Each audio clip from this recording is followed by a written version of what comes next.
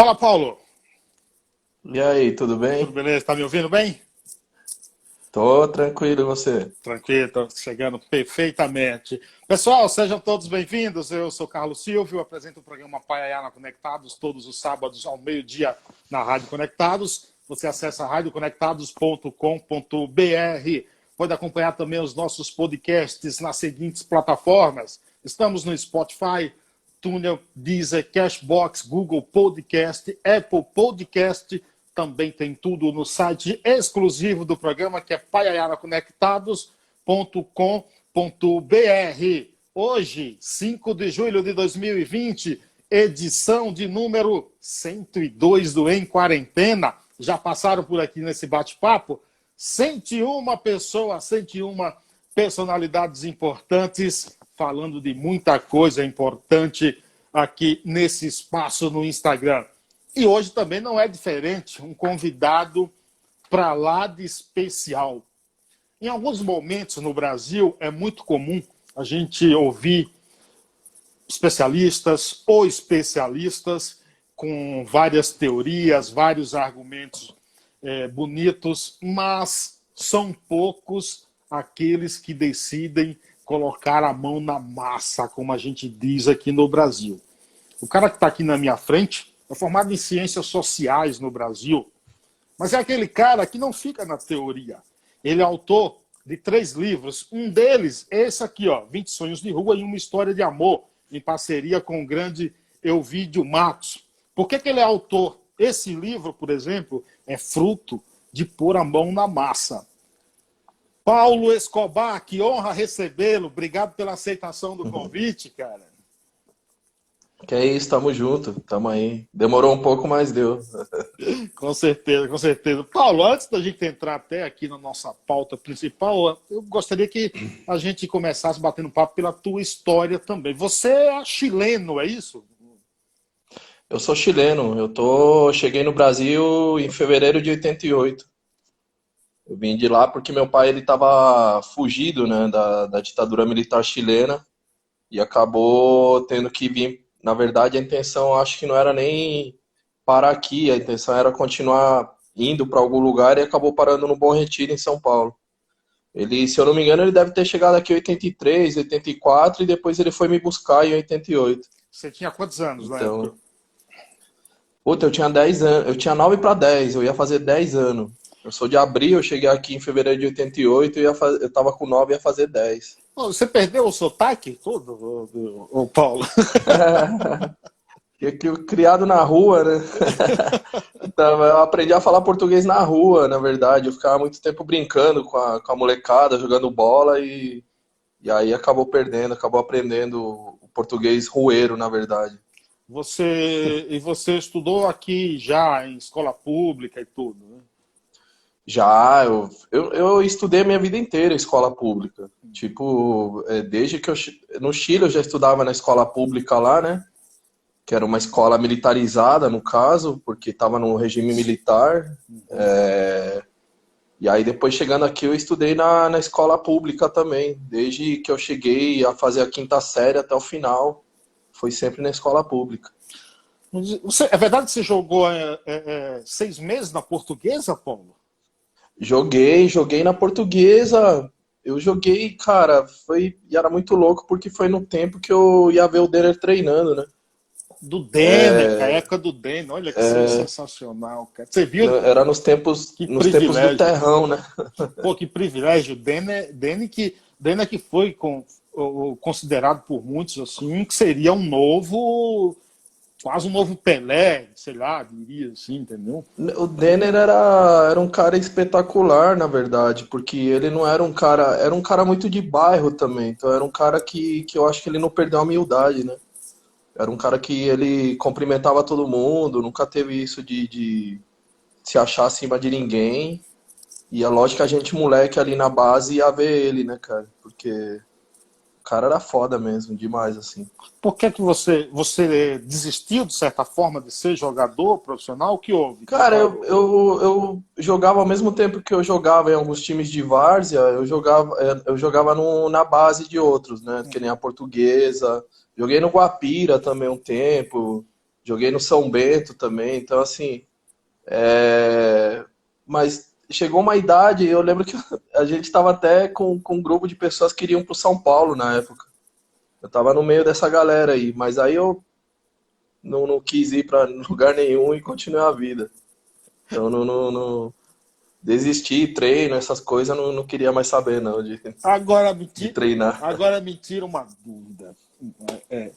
Por que você escolheu o Flamengo para torcer, hein, rapaz?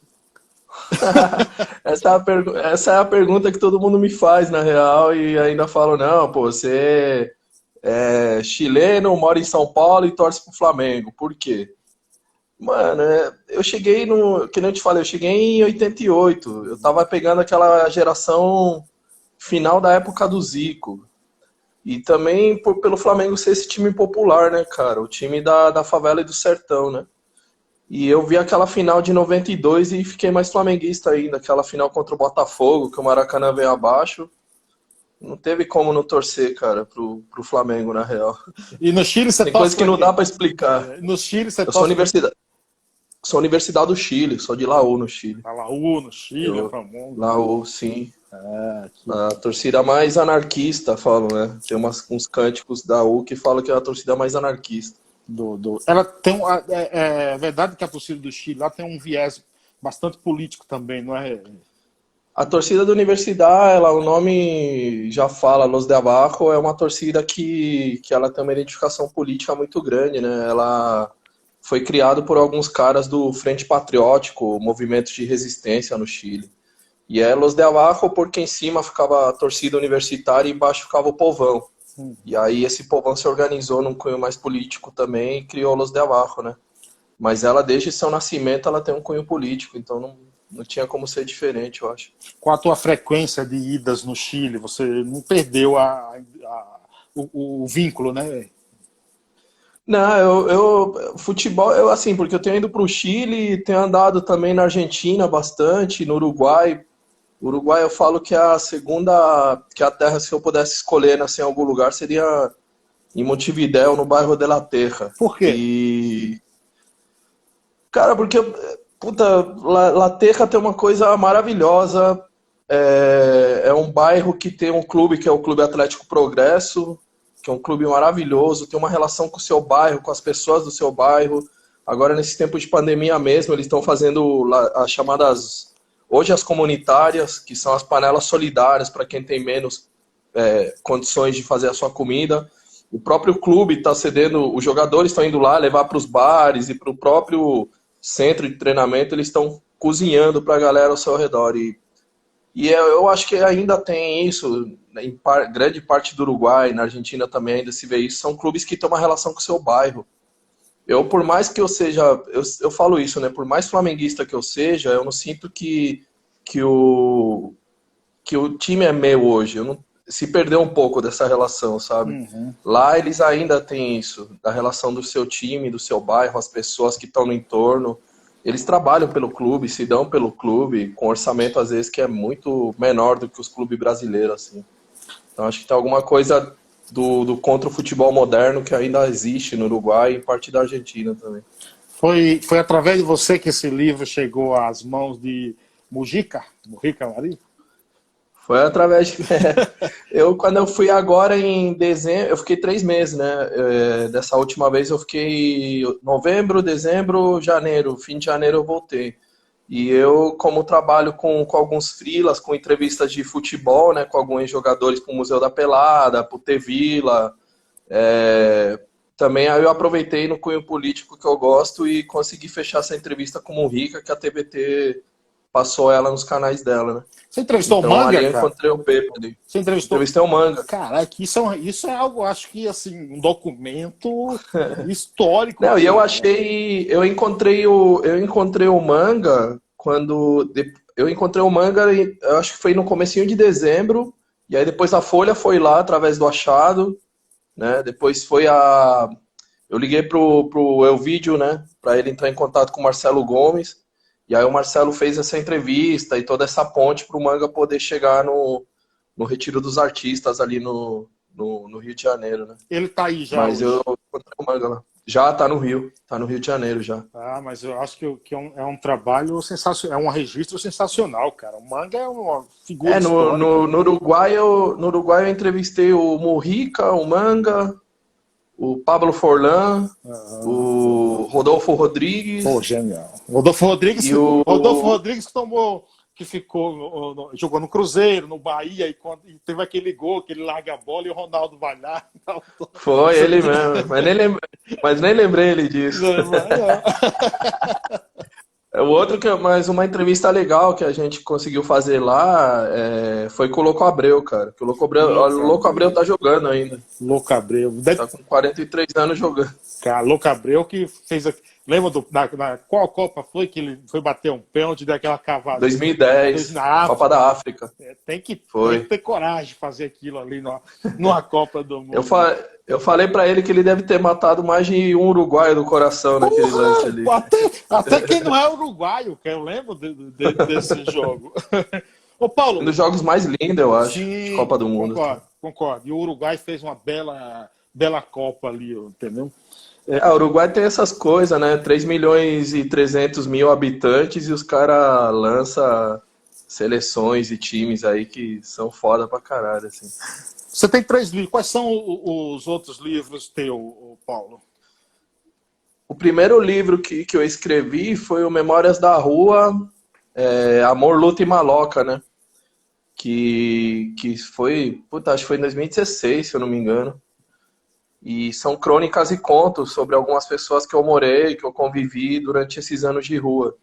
Então, de um jeito também que eu me preocupo muito, assim, que seja uma linguagem acessível a todos e principalmente a própria galera de rua, a galera das favelas, das cadeias, que fique entendível, sabe? Que não fique uma coisa academizada ou que fique numa estante onde ninguém vai ler. Para mim, ele tem que ser escrito numa forma que chegue até as pessoas mesmo, que elas tenham acesso a isso, sabe? Isso é o que me interessa.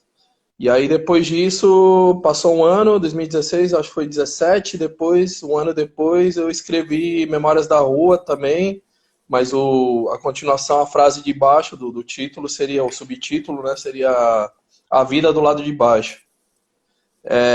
Que também, no mesmo estilo de crônicas e contos, porque é muita gente que eu conheci nesses anos de rua. Eu falo que são 20 anos, mas que parece que foram 200, sabe? Então, conheci muita gente mesmo.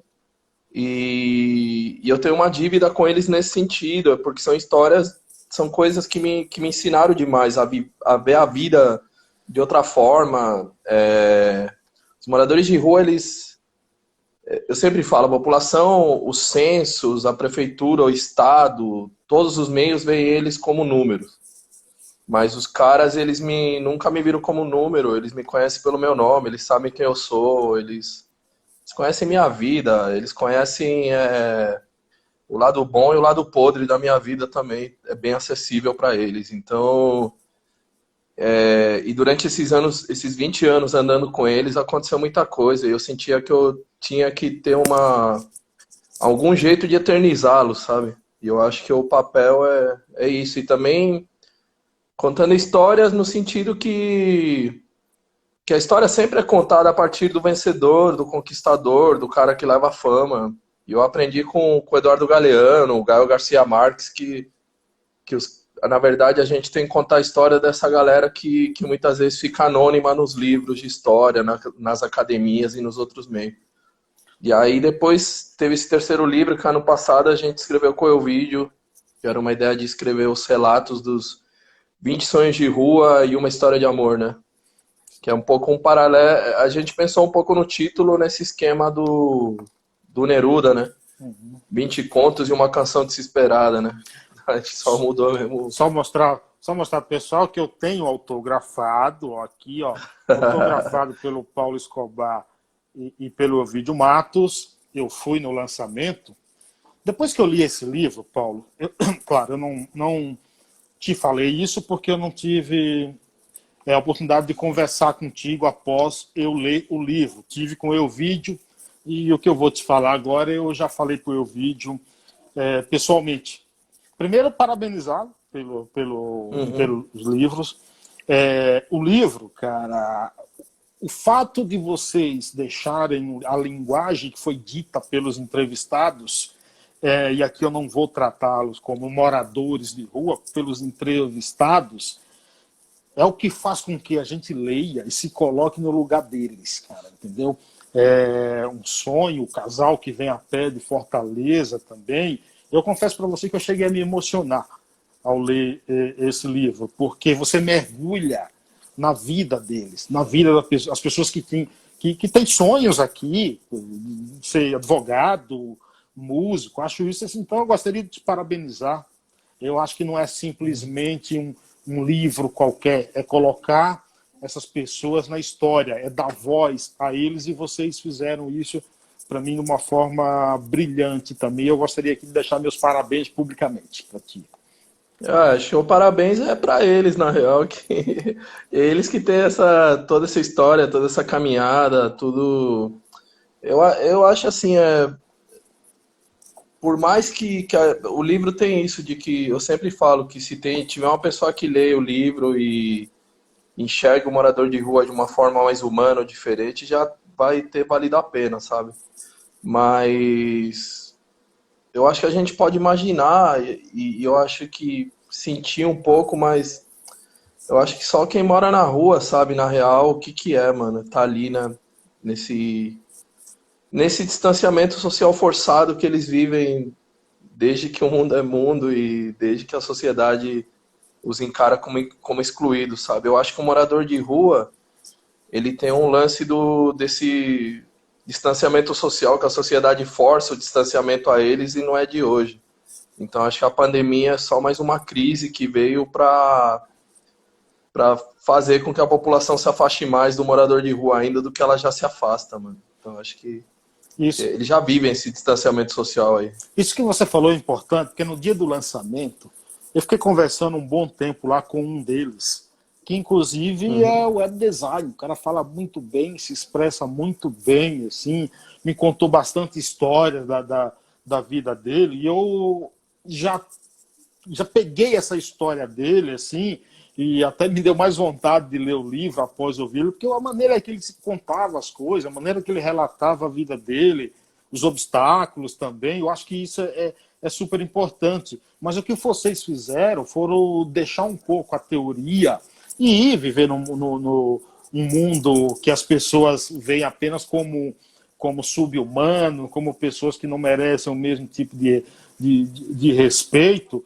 E aí eu te pergunto, quando é que começa, Paulo, a tua vinculação de uma forma ativa na luta aí por direitos que eles devem ter, pelo menos, e não são respeitados? Como é que começa essa tua luta, cara? Cara, eu sempre fui pobre desde que eu fui muito moleque, na real. Eu sempre falo que eu acho que eu só não cheguei quando eu era mais criança, a experimentar do mais profundo da fome, porque minha mãe, ela aprendia a fazer os pão que a gente iria comer, sabe? E em grande parte ela, meu pai, a minha avó, se não fosse eles, eu acho que a gente teria... Não sei nem se a gente estaria vivo, na real, porque no Chile, principalmente, quando acontece a coisa do golpe militar, todo mundo que era contrário passou necessidade mesmo, e os milicos ou as suas famílias não passaram necessidade, sabe? Então, mas quem não era, muito experimentaram a fome ou a morte por ter reivindicado contrário a esses governos, sabe? Então, quando eu chego no Brasil, principalmente em São Paulo, eu nunca tive uma condição de vida um pouco melhor, porque eu, sei lá, mano, eu fui seguindo outros caminhos, outros rumos que não... E também eu sou um cara que desde muito moleque eu tenho isso, eu nunca liguei muito pra questão material também. Tipo, você vê, eu tenho uma gaveta com camiseta, uma com calça e acabou, mano, essas são minhas roupas. E cabem numa mochila, eu acho que o principal é isso também. E eu desde muito cedo, mano, desde muito criança, me incomodava, mano, o fato de eu ver gente dormindo na rua e a sociedade continuar como se nada, sabe?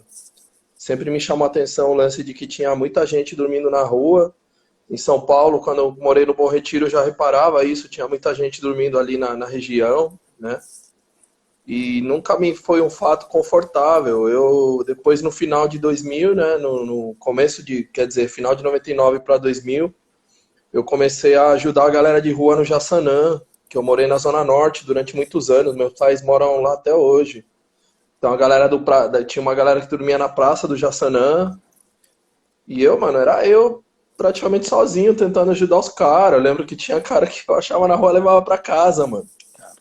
E, e aí depois teve uma vinculação com algumas igrejas na região que me chamaram para fazer um trampo no social com eles. Mas a minha visão ligada à igreja, ela teve um contato até por algumas amizades muito forte com a teologia da libertação.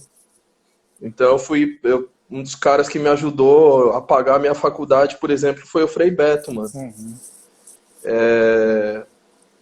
Puta, fiz uma entrevista na época com o Leonardo Boff, com todos esses caras aí. E na parte religiosa me incomodou sempre o trato que grande parte das igrejas evangélicas davam ao morador de rua, mano. Então, na verdade, era tentando tirar eles da rua para colonizá-los de alguma forma. Então, isso me incomodava demais. Então, não tinha, mano, como eu continuar nesses meios, pela questão da homofobia também, que na igreja é muito forte isso. E pra mim não, mano, o lance de que as trans da rua eram minas e eu não tinha problema com isso. Ô, Paulo, você conhece a história do Eduardo Marinho? Não, você teria que me relembrar, cara. Vamos lá. O Eduardo Marinho é um cara, filho de militar, de classe média alta, sempre teve privilégios na vida. E ele falou que se perguntava por que tinha que ter pobre, por que alguém tinha que servi-lo, e aquilo incomodava, o fato de alguém servir. E ele tinha muitos privilégios. E com 18 anos ele tomou a seguinte decisão, que na vida ele não ia ser patrão nem ia ter empregado, foi viver na mendicância. Hoje ele é conhecido como filósofo das ruas, já até entrevistei aqui, e ele diz o seguinte, largou a família, tudo, hoje vive vendendo o que ele produz, ele tem umas ideias de pensamento com o inconformismo dele, vai um pouco de acordo com o que você está falando, que você tinha. E ele falou que foi na rua que ele encontrou sinceridade, que ele encontrou o sorriso sincero. Eu te pergunto, cara, você consegue relatar entre tantas histórias dessas pessoas que moram na rua, alguma história que te surpreendeu, alguma história que mais te marcou, assim, até eu digo positivamente? Tem alguma, assim? Pô, mano, tem tanta história porque eu morei com a galera de rua durante muitos anos também. Eu morei 9 anos na região da Cracolândia. Eu estava nas linhas de frente, nas emergências, no tempo das operações do Serra, quando era governador, o prefeito de São Paulo. Depois eu continuo, eu praticamente na Ocupa da Alcântara Machado, eu tô indo 3, 4 vezes por semana, mesmo em meio à pandemia, ajudar na organização da pandemia e a população de rua, sabe? Mas histórias, eu acho que assim, eu acho que quase todas as histórias que viraram no livro, elas me marcam de diversas formas, sabe? A história do Adriano com a Fátima, que atravessam vindo a pé de Fortaleza até São Paulo para tentar sair da pobreza e chegam em São Paulo depois de ter atravessado o Brasil inteiro andando, né? Pegando coisas no meio do caminho para poder comer. Chegam em São Paulo para morar na rua, por exemplo. Uma cidade que não sorriu nunca para eles financeiramente falando. Tem a história na favela, numa das ocupações autônomas, no Cimento, por exemplo, que numa operação policial que aconteceu lá para tentar arrancar parte da comunidade, uma mulher entrou na minha frente e falou que se tivesse que me matar, teria que matar ela antes. Caraca. E você tem do Vander, quando a gente teve que enterrar ele, teve do Vagão, que 38 anos morando no viaduto Alcântara, e depois ele morre lá e tá eu e mais 4 pessoas carregando o caixão dele para poder enterrar ele. Pô, mano, eu acho assim, tudo que o morador de rua para mim, ele significa um dos maiores símbolos de resistência, sabe? Porque ele mesmo ao capitalismo, porque às vezes você oferecendo de tudo para ele, o que você acha que é o melhor, ele ainda é capaz de te dizer que eu não quero nada disso que você oferece para ele, mesmo na condição de extrema pobreza, né? E, e por mais que a cidade insista em arrancar ele da cidade, ele continua morando nela de certa forma. O plano higienista, por mais que insista em dizer não, a gente tem que arrancar os caras de rua, a gente tem que exterminar eles, tem para a cidade ficar mais bonita, como eles dizem, o morador de rua insiste em morar nela, mano. Por mais que queira se arrancar, ele vai continuar insistindo em estar nela.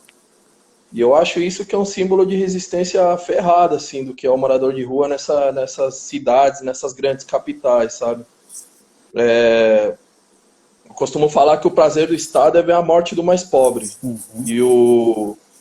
E o prazer do morador de rua é continuar vivendo para não dar esse prazer para o Estado. Então, assim, é muito louco, assim, cara. O que eu vi, o que eu aprendi, que você fala de histórias com a galera de rua, puta, tem muitos. Continuo vendo elas todos os dias, sabe? Não teria como te descrever. Se eu te descrever uma, acho que eu vou ser injusto também com todas as outras 200 que eu vivi com eles, sabe?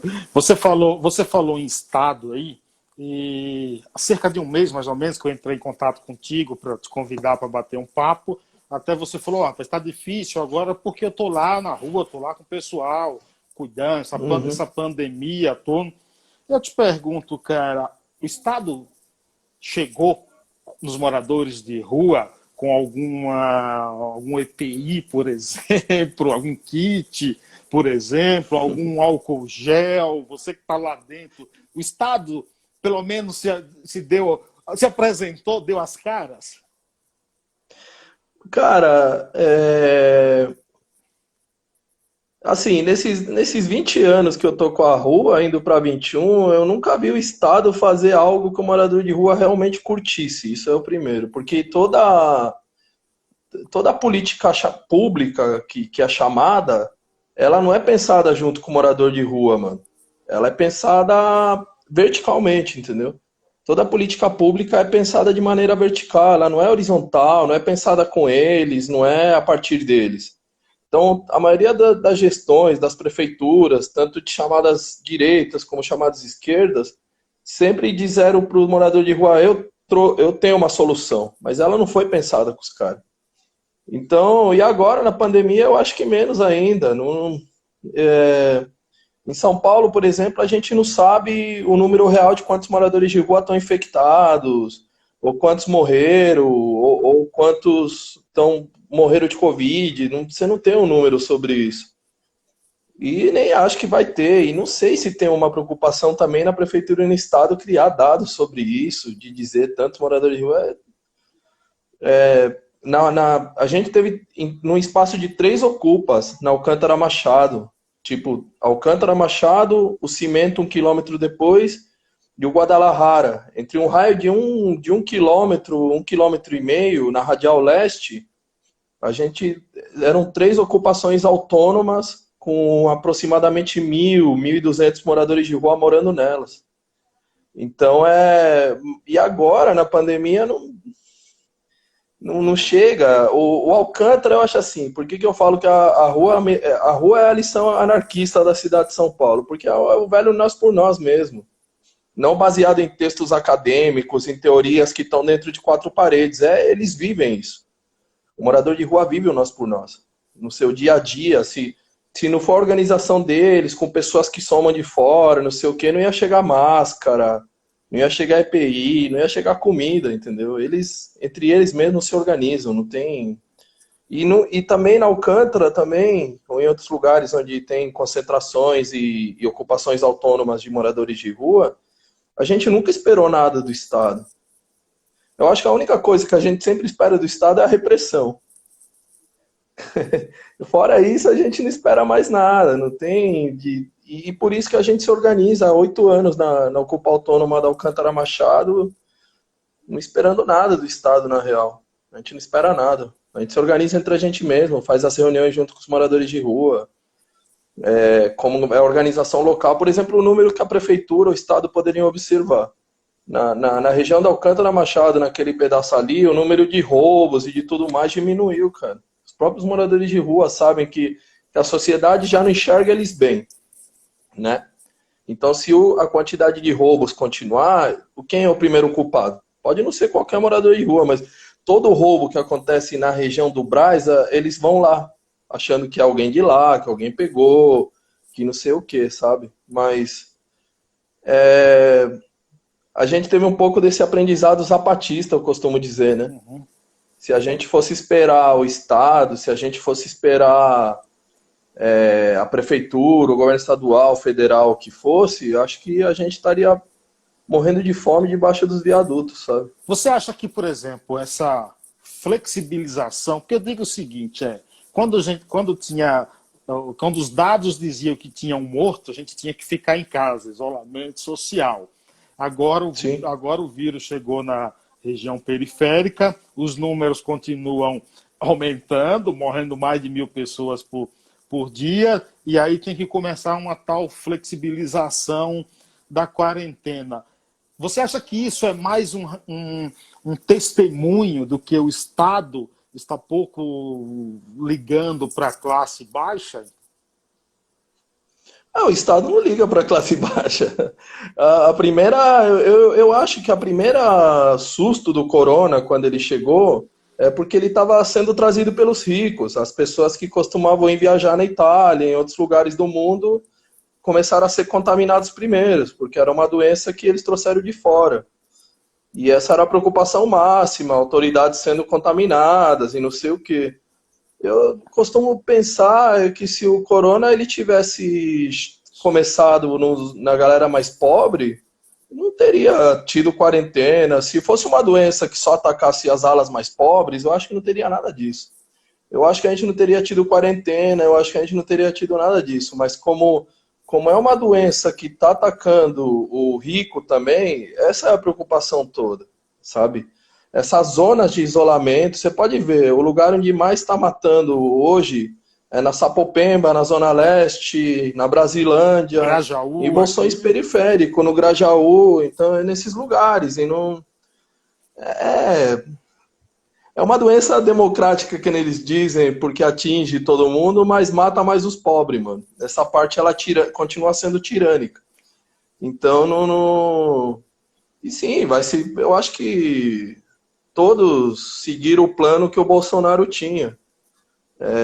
Ele queria abrir antes, os outros pagaram de humanistas, mas acabaram cedendo para a parte econômica do mesmo jeito, porque os caras não têm condição e nem vontade política para continuar oferecendo auxílio para aquela galera que não tem o que comer, por exemplo. Você sabe que às vezes eu fico assistindo a Globo News e fica um monte de gente lá comentando, com aqueles comentários de especialistas e tudo, mas parece que eles estão comentando relacionado a um mundo onde as pessoas moram em seus apartamentos, que cada familiar tem o seu quarto. Eu não sei que mundo é aqueles que eles falam, entendeu?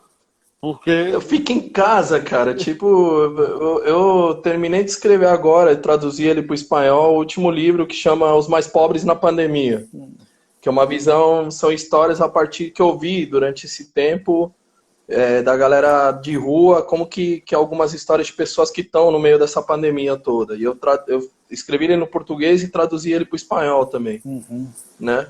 E numa das histórias que eu escrevo, eu falo que eu lembro disso claramente. Eu estava passando debaixo de um viaduto do corredor norte-sul e eu vi um cara lavando o rosto numa poça d'água, enquanto as pessoas falavam do álcool gel, falavam que tinha que ter máscara, que tinha que ter não sei o que. Esse cara estava se higienizando numa poça d'água debaixo de um dos viadutos da ligação norte-sul de São Paulo.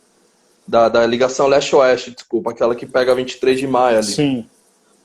E E curiosamente, um cartaz próximo, um outdoor próximo dizia "Fica em casa", a hashtag. Esse cara vai ficar onde, cara? O que resguardado aonde? O cara de rua, ele se resguarda aonde? Vai ficar em algo que ele não tem, historicamente? Então, até nessa... E aí, é o que eu... Assim como a gente costumava dizer na Alcântara, que o privilégio à cidade o direito à cidade é um privilégio que poucos podem pagar, o fica em casa é um privilégio que poucos podem pagar também. Exatamente. Então esse cara tá do lado de fora, ele tá se higienizando com a poça d'água que tá ali debaixo daquele viaduto da ligação leste-oeste. E é isso, cara. Vai ficar em casa como? Entendeu? A Exildinha Goretti diz aqui, Paraisópolis é uma das maiores comunidades do Brasil e não tem morte de coronavírus. Alguém sabe informar por quê? Sabe, Paulo? Eu acho que a Maris, embaixo, ela fala que é a organização da comunidade. Acabou respondendo. Então a Maris respondeu a pergunta que veio de cima. Sim, é por isso. A comunidade, ela sabia que entre a opção de um leito de UTI para quem é da comunidade e para quem tem uma condição melhor, eles não iriam pegar esse leito. Assim como o morador de rua da Alcântara sabe que se os médicos tiverem que escolher entre ele, que é morador de rua, e a galera que tem uma casa, eles não vão ser escolhidos. Então a opção que fica é a organização comunitária. Essas organizações autônomas da galera dizendo, não, vamos pegar médico, vamos fazer isso. A Alcântara, ela seguiu esse caminho. As máscaras foram costureiras, às vezes muito pobres, que fizeram para eles. E cada um da Alcântara tem sua máscara, foi ensinado o uso das máscaras. Na entrada da ocupação lá da galera de rua, você vê que tem um cara, e isso é 24 horas, um cara colocando álcool gel na mão, na entrada, na saída, e eles vão se revezando, isso vira à noite. Os caras estão lá se revezando. O cara que vem de fora, na área dos banhos, o cara recebe sua roupa, toma seu banho, se higieniza. Na questão dos colchões para o inverno, até para diminuir a quantidade de doença respiratória, a gente, através de uma doação, a gente conseguiu 130 colchões forrados, onde podem ser higienizados. Isso para a galera que pernoita lá, por exemplo. Tem 2 médicas que atendem todo sábado, então estão fazendo a sondagem das pessoas, não sei o quê, e eles estão seguindo as orientações de acordo com aquilo que eles têm aprendido, com as assembleias que têm rolado, mas a organização isso, é nós por nós mesmo, não tem... Eu sei que... O Paraisópolis é isso também. Eu sei que você não é médico, mas você saberia responder se há algum caso lá, alguém com sintomas durante esse período, se teve alguém? Não, na Alcântara ainda não. Não teve nenhum caso ainda na Alcântara. Daqui pra frente, isso aqui eu acho que vai até ano que vem aqui no Brasil, não sei como vai ser, mas por enquanto não. E na Alcântara a gente tá, assim, a articulação que rolou sobre a parada da pandemia tem sido muito interessante, assim. Até uma Kombi, que é do time do Corote, que é o time de várzea dos moradores de rua da Alcântara, ela serve para levar o médico e fazer os caras ser atendidos, sabe? E essa ajuda dessas 2 médicas voluntárias que estão indo lá todo fim de semana também. Então a gente as coisas têm fluído, assim, cara. Tem fluído por enquanto. Você falou na Kombi aí do time, e eu também, como sou um atleta de várzea também, adoro futebol de várzea. Foi você que criou o time, Paulo? Eu estava entre um dos que estava no começo, na criação do time. Tinha alguns moradores de rua, algumas pessoas que somam junto. Isso em 2016, dia 22 de julho, faz 4 anos. Então, eu estava lá no começo. Ele foi criado debaixo do viaduto Alcântara mesmo, que é o time do Corote Molotov, né? Que é o time dos moradores de rua com algumas pessoas que correm junto com eles. De onde veio? Então estamos ali desde que começou. Como é que surgiu o nome? Cara, o Corote é a cachaça que o morador de rua toma, que é a cachaça mais barata. Aquela cachaça daquelas garrafinhas pequenininhas de plástico. Sim. E que ela é necessária muitas vezes. E eu acho que quase todas as vezes é necessário. E o Molotov é pela questão da resistência que se vive na Alcântara Machado. Porque a Alcântara ela fez 8 anos esse ano, porque E ela só continua de pé ou viva porque ela resistiu. Confrontos policiais tentando a retirada, ocupações de secretarias, teve confrontos históricos debaixo da Alcântara. Então, assim, o Molotov é mais do que uma arma de resistência em tempos que a repressão tenta tirar os moradores de rua da Alcântara. Daí que vem o nome. Então, o corote, que é momento de prazer muitas vezes, e o Molotov é na resistência. Então, é uma mistura do prazer também no futebol e a resistência que é vivida ali de baixo. Quais são as principais medidas que até hoje nunca foram tomadas para que os ditos moradores de rua deixassem de ser moradores de rua, que o Paulo Escobar faria caso fosse eleito a algum cargo público? Puta, primeiro que eu nunca... E primeiro por eu ser anarquista, jamais eu correria atrás de um cargo público, eu acho. Mas vamos Então, trabalhar eu acho que não teria não teria essa opção, talvez. Para mim, o ideal de mundo seria onde as pessoas pudessem se organizar entre elas mesmas e decidir seus rumos, sabe? Eu acho que é aquilo que um pouco se vive na Alcântara, tudo que é decidido, tudo que é feito, as decisões que são tomadas, elas são construídas em parceria, em conjunto, sabe? Então não sei se eu conseguiria pensar porque assim, desse jeito, porque eu acho que jamais tive essa pretensão e nem... Eu acho que o meu mundo ideal seria onde o maloqueiro, o cara que mora na rua, pudesse decidir seu destino e aquilo que ele quer de sociedade. Eu acho que é isso. O que você está dizendo é mais ou menos o seguinte: menos Estado, claro, nenhum Estado, todo mundo com poder, com poder de decidir o que fazer da vida, tudo. Você não vota em ninguém também? Eu nunca votei, cara. Primeiro que porque eu sou chileno, então eu não tenho título eleitoral, e nem na Embaixada do Chile eu nunca votei para presidente. Mesmo na chamada passagem para a democracia, entre a ditadura militar e a democracia, a gente foi percebendo, e isso quando a gente cresce nas periferias se dá conta também, de que parte da ditadura ela não terminou em alguns setores, em algumas regiões. Então, assim, a polícia continua sendo militar, ela continua chacinando os mais pobres, independente de governos que passaram, o pobre continuou sentindo a bala tomando conta do corpo dele. Então, o Eduardo Galeano tinha uma parada que ele falava, vive uma tal de uma democracia aí, que é uma palavra roubada, mas eu não sei, nas periferias, nas quebradas, debaixo do viaduto, nunca deixou de ser 1964. Então a polícia continua reprimindo, a polícia continua matando, ela continua assassinando a galera que mora nas ruas, nas favelas, nas quebradas.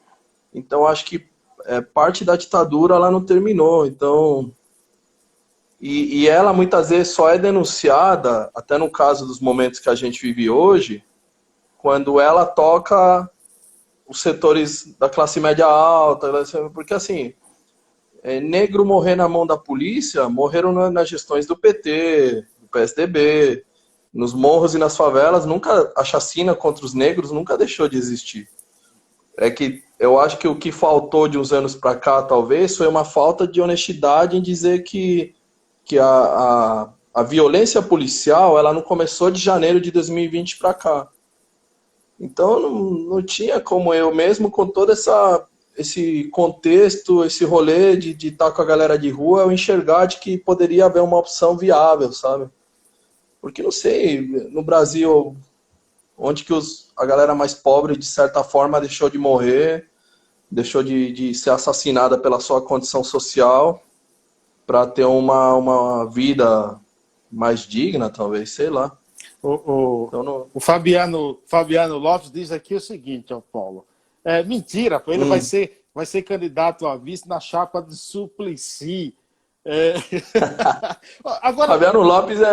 Fabiano Lopes eu conheço, é um cara que ajuda a gente na Alcântara desde faz muitos anos já. Deixa eu ver quem fala. É um outro anarquista sem vergonha também que está enchendo. Zildinha diz aqui, você acha que está na hora de voltarmos às atividades normais, mesmo tendo um número ainda grande pelas mortes no nosso país, confesso que chega a dar medo de voltar nesse instante. Você tem uma opinião sobre isso? Cara, eu não sei o que eu acho, né? A gente tem que começar a ver na situação que a gente vive, no país onde a gente mora, analisar a partir dele. Nem todo mundo pegou o seguro de R$ 600, nem todo mundo tem condição de continuar em casa sem passar fome. Eu gostaria que todo mundo tivesse o privilégio de poder ficar em casa, é isso. Essa é a primeira parada. Que as pessoas pudessem continuar nas suas casas, se resguardando, não sei o quê. Mas isso é que nem eu estava te falando. O ficar em casa é um privilégio que nem todo mundo pode pagar. Então tem muita gente que pode estar 2 meses, 3 meses, não sei o quê. Mas a gente não tem um seguro que é garantia de nada, que são R$ 600, para uma família, às vezes, onde mora a mãe num barraco com seus 4, 5, 6 filhos e outros chegados que ela abre o coração para poder criar também e ajudar. Eu não sei, o pobre no país e na situação política e social que a gente vive, ou ele morre de fome ou morre de corona, mano. Então é difícil, assim. Eu lamento o psicopata de presidente que está hoje, que tem 63 mil mortes nas costas, estamos quase enchendo o Maracanã já, mas o fato também é que os caras, eles pressionam, tá, fica em casa, mas quem te dá condição para você ficar em casa? Para a galera mais pobre. E eu acho que tem todo um fator político também para pressionar justamente que você, quando veja a fome chegar, você precisa sair, mano. Não tem... Então, olhando a partir da perspectiva humana, eu queria que todo mundo pudesse ficar em casa, tivesse condições, não sei o quê. Mas olhando pela condição social, eu acho que não é muito possível, né? Agora, você tem um trabalho aí que deve ser reconhecido pelas pessoas, mais até, eu acho, do que é. Livros publicados, está lá no meio do povo. O anarquista Paulo Escobar não acha que uma hora ou outra, em época de eleição, vai chegar alguém te convidando para ser candidato a vereador, porque vai lutar pelo povo com você, não? Ou se já chegou, será que não? Quando Haddad era prefeito de São Paulo, numa das tentativas de reintegração de posse, o Suplicy me chamou para trabalhar com ele. E eu, na frente da população de rua, eu falei que eu não aceitaria trabalhar com ele nem com ninguém, que meu lugar é outro. Meu lugar é do outro lado do balcão, sabe? E eu acho que, historicamente, os movimentos sociais e as pessoas que lutam junto com a galera mais pobre ou que esteja numa condição de miséria extrema, eles precisam entender de que eles não têm que ter partido. Porque se você se vincula ideologicamente a qualquer linha política de partido, depois você fica preso para poder criticar ou para poder falar, né? Fica meio que de rabo preso. E eu acho que se eu aceitasse qualquer cargo político que fosse, eu estaria me amarrando e traindo aquilo que eu acredito também. Não teria como. O Fabiano disse aqui, espere e verá a chapa Escobar e Suplicy. Acho que ele vai fazer acho que ele vai ser seu marqueteiro, viu, Paulo? Fabiano Lopes, ele não sei se ele se recuperou do corona agora esses dias. Ah, é? Ele estava com corona agora esses dias. E eu acho que provavelmente, como ele se recuperou, ele deve estar botando em dia as bebidas que ele deixou para trás durante a recuperação. Então pode ser que ele esteja tomando algo essa hora. Boa. Paulo, quem quiser adquirir os teus livros, como eles estão disponíveis? Como é que estão os seus livros? Então, na editora Córrego, você acha os 3 livros e esse último que a gente escreveu com o vídeo já deve ter subido ontem para o Amazon, né? Para o e-book do Amazon, acho que começou a vender esse último agora. E pela editora Córrego, só botar meu nome, o título dos livros, você acha, e pelo Amazon tá o último, que eu escrevi com o vídeo, acho que subiu ontem o último. Você... E E o próximo vai ser online grátis, e eu escrevi ele, traduzi ele para o espanhol também, porque tinha galera no Uruguai, na Argentina, pedindo para ler também. Sai quando? Então, esse aí eu acho que daqui a umas 3 semanas deve estar saindo. Deve estar por aí. Pessoal, eu preciso eu falei aqui do lançamento desse livro, e tem mais uma coisa que corrobora aí com as ideias e a vida do Paulo Escobar, foi o fato do lançamento desse livro, isso eu achei fascinante, ter sido... Onde foi, Paulo? Que local é aquele? Foi no Boteco, foi no Bar do Germano, que é um bar perto da ocupação da Alcântara Machado, é bem perto do viaduto. E é um lugar que a gente costuma, é um botecão mesmo, onde a gente até fazia um programa de Facebook para o Museu da Pelada, com o vídeo, Marcelo Mendes, o Ricas, que levava aí jogadores para tomar cerveja e falar sobre futebol. E foi ali também pela história que a gente tem ali de 8 anos tomando cerveja no Germano, um cara que sempre atendeu a gente super bem. Ali a gente já chorou nossas dores, tomou nossos porres ali e sempre foi sumamente bem atendido. E também pela proximidade que tem com a ocupação da Alcântara. Os 2 primeiros livros que eu lancei, a gente lançou na Alcântara mesmo. Na ocupação, fizemos eventos na ocupação para lançar. Então, se é para eles, tem que estar com eles ali. E o mais sensacional é que os personagens reais do livro estavam lá no lançamento. Sim, estavam lá, a maioria deles. Isso que eu que eu achei, estou dizendo que eu estava lá, sensacional, cara. Eu comecei a observar ali, o pessoal que estava sentado lendo, e elas lendo a própria história no livro, assim, cara, que eu estava sem máquina, assim, também não ia ficar tirando foto dos outros sem pedir autorização. Mas a expressão, cara, das pessoas, delas lendo aquilo ali, achei sensacional, Paulo. Pô, sensacional.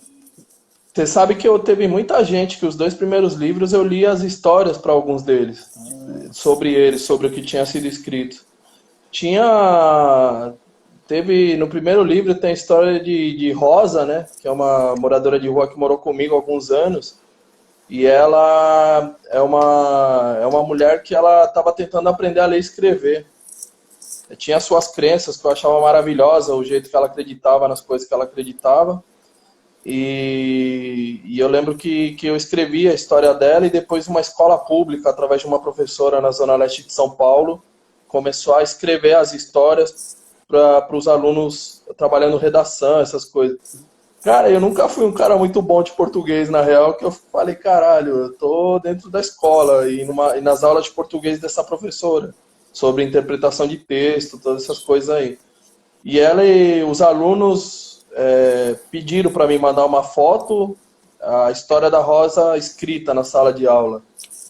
E aquilo eu achei maravilhoso, porque a Rosa não pôde estudar.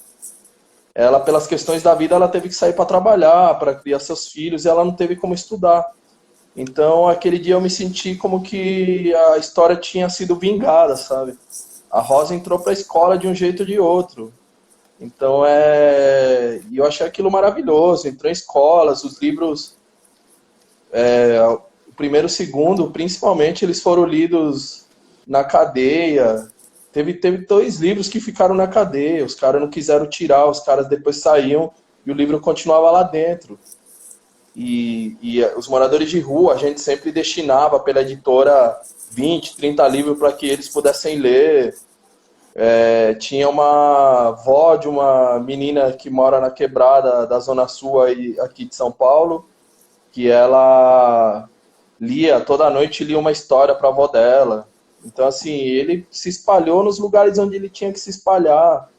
E eu acho que é isso, as pessoas souberam um pouco da vida daqueles que são meus heróis, sabe? Eu acho que é isso. Meus heróis, eles não são os caras que descobriram a América, são esses caras aí. A Denise diz que a filha da Rosa chama Vitória. Ah, sim. A Denise, ela é a mãe do meu filho, cara. A gente é amigaço, assim, conheço a Denise há muitos anos. E sim, ela morou com a Rosa, por isso que ela conhece a Vitória. E era isso, é porque ela tem praticamente a Vitória hoje deve ter a idade do meu filho. Eles nasceram num intervalo curto de espaço entre a Vitória e o André. Seu filho tem quantos E anos? Vitória, a Rosa colocou o nome de Vitória porque o nascimento dela era uma vitória já na condição que ela estava. Seu filho tem quantos anos? Então, meu filho tem 12, cara, vai fazer 13. Tá na idade que vai dar trabalho, acho que já tá dando já, É, mas é o normal. meu tem 11, cara. O meu completou 11. Agora tá caminhando essa idade. Ô, Paulo, gostaria, cara, de te agradecer por esse bate-papo, você ter disponibilizado esse tempo. Há tempo que eu já vinha pensando em te convidar, tudo. Já falamos no seu nome. Falamos mal também, eu e o Ovidio Matos, de você, entendeu? Principalmente pelo fato de ser flamenguista, mais importante é ter saúde, né? Eu gostaria de te agradecer, cara, de coração. Ô, obrigado você, valeu pela oportunidade. E é isso, se aproximar do morador de rua, entender o que ele é, a diversidade, a pluralidade que tem na rua, né? Porque tem de tudo, né? E eu acho que enxergar ele, além da visão e do preconceito imposto, e entender de que o morador de rua já sofre um distanciamento social de décadas já. Então, eu acho que no momento onde a sociedade mais distante se faz, a gente tem que estar mais próximo deles. E é o que eu costumo falar, não para ser vanguarda, mas para estar junto com eles, para somar com eles, para entender seus modos de resistência e de luta. Eu acho que o morador de rua é a maior escola, na minha vida principalmente, assim. O Eduardo disse que virou fã, já. O Fabiano tá falando que você era Colo-Colo no Chile, tá? O Fabiano eu vou ter que desligar e vou ter que pegar um Uber lá para ir, que ele deve estar tomando água, tenho quase certeza. Exatamente. Obrigado, E as pessoas, assim, o cara fala de virar meu fã, eu sou um cara que eu sou cheio de trevas também, então, assim, não... as pessoas acham que não, eu também tenho minhas loucuras também, então, E assim, quem quiser conhecer Alcântara Machado, tá debaixo do viaduto Alcântara, a altura da avenida que leva o mesmo nome, do 924 por aí. E conhecer para somar e sem achar que vai ao mundo ideal também. A gente está em construção o tempo inteiro. Paulo, obrigado, viu, cara? Obrigado, grande abraço. Valeu, mano. Obrigadão. Tchau, tchau. Valeu, gente. Obrigado a todos.